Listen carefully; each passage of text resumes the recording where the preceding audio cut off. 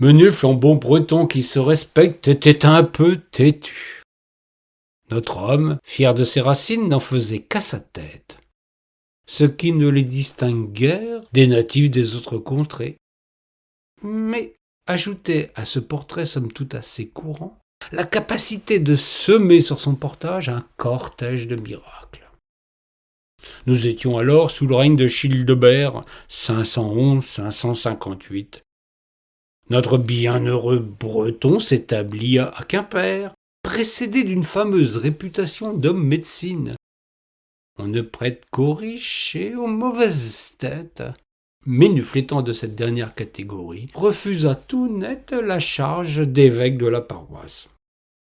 Sachant que faire de son temps, il prit son baluchon pour suivre le premier chemin venu. C'est par un heureux hasard qu'il se retrouva à Rome, et c'est sans doute à lui qu'on doit la fameuse expression que tous les chemins y mènent inévitablement. D'autant que le bonhomme, sur son trajet, ne semait pas que des cailloux, mais des miracles, en veux-tu, en voilà. Nous étions en une époque où l'édification du bon peuple avait besoin de phénomènes surnaturels. Les choses auraient-elles véritablement changé ?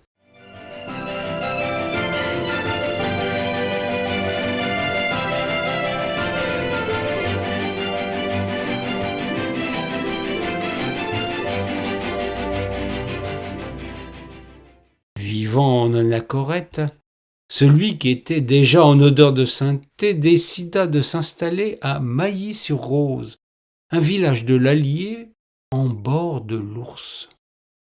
Sa réputation l'avait précédé et bientôt on se pressa pour rencontrer l'homme miraculeux qui avait des pouvoirs surnaturels. Il aimait à soigner les maux de tête, migraines et céphalées, troubles et dérangements. Il comptait dans sa clientèle tous les bredins et simples d'esprit du pays bourbonnais.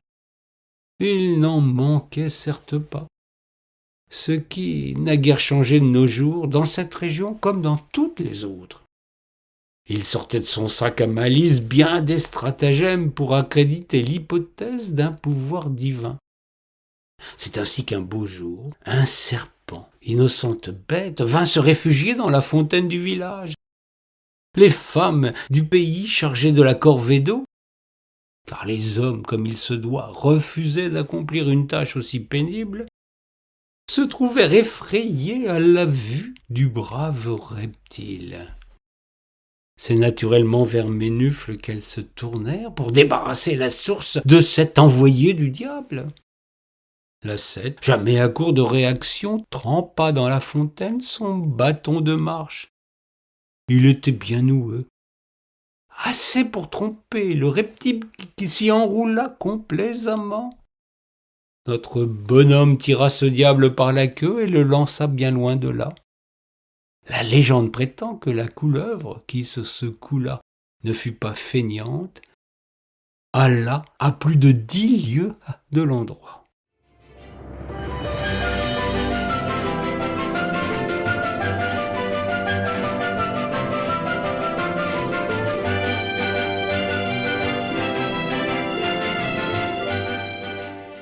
C'est dans ce contexte de grande naïveté et de peu de réflexion que notre bonhomme se lia d'amitié avec un brave Berlaudio, un homme simple et de peu de méchanceté.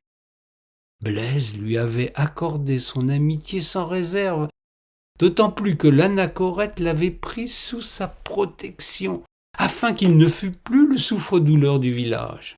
Les gens sont si méchants avec ceux qui sont différents. L'un ne quittait pas l'autre.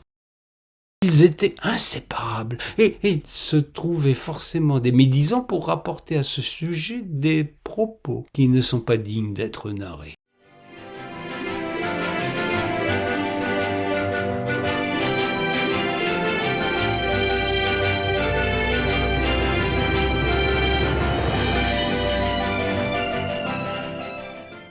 Toujours est-il que fut scellée une belle et pure amitié que la mort de Némuf vint brutalement briser.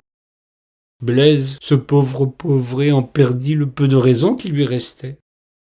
Il était inconsolable et se refusait à quitter le corps de son ami et bienfaiteur.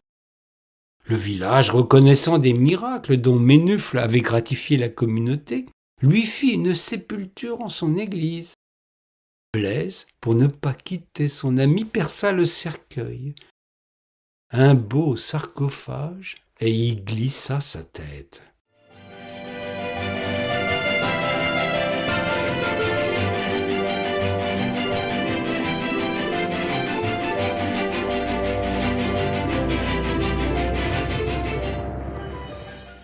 Son comportement choqua les braves gens et en déplut encore plus aux autorités gardiennes de la foi. Cependant, si Blaise avait agi de la sorte, il le fit inspiré par l'esprit divin, si bien que le gentil imbécile, soudainement, retrouva sa tête et sa raison.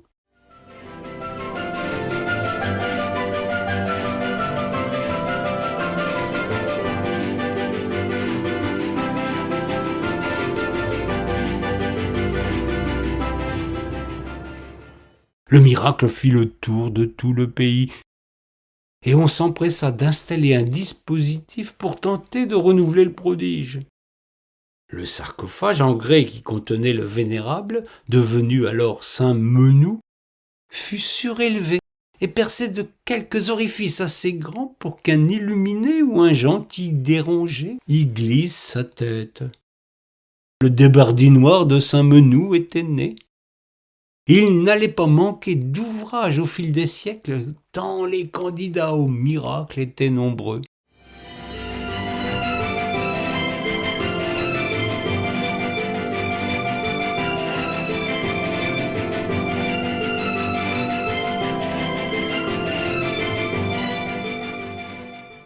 Il suffit d'y glisser sa tête pour retrouver ses esprits.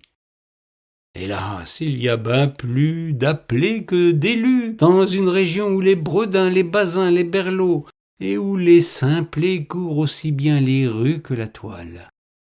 Il se trouve même des auditeurs de Honte Bleue la radio pour m'inciter à faire ce pèlerinage.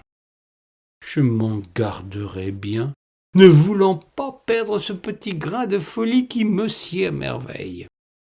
Si je faisais ce geste, j'aurais bien trop peur de retrouver la raison et de n'avoir par la suite plus rien à vous raconter.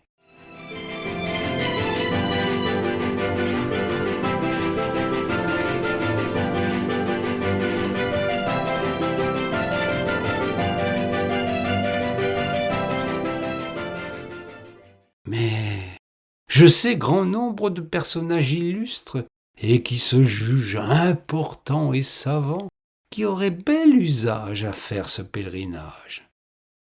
Ne voulant m'aliéner personne, je tairai leur nom.